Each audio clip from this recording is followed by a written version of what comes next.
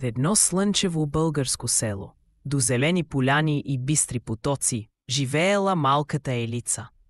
Тя била слънчево дете с много усмивки, но и с едно голямо нетърпение.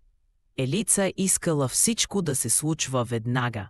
Един пролетен ден Елица видяла своя дядо Стоян да засажда малки семенца в градината.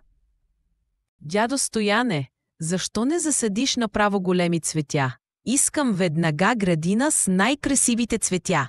Ах, мило дете, всяко нещо си има своето време. Семенцата трябва да спят под земята, да пият вода, да усещат слънцето, за да пораснат силни.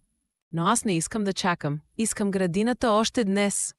Елица се опитала да издърпа някои от младите стръкчета, които едва покарвали.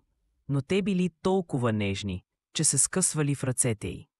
Тя напръскала земята с много вода, мислейки, че така ще ускори растежа, но почвата просто се превърнала в кал. Дядо Стоян я гледал с усмивка. Виждаш ли, Елице, природата не може да бъде пришпорвана. Тя работи със свой собствен ритъм.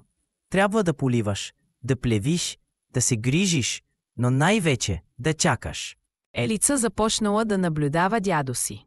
Всеки ден тя отивала в градината, понивала с малко вода, плевяла нежните плевери и просто чакала. Минавали дни, седмици. Отначало нищо не се виждало, после се появили малки зелени кълнове.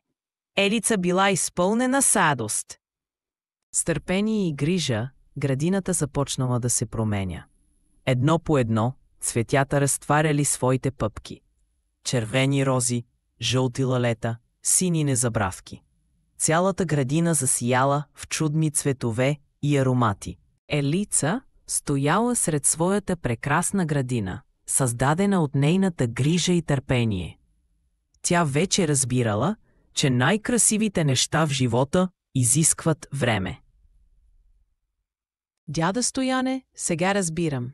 Търпението е като магия, която превръща малкото семенце в прекрасна градина.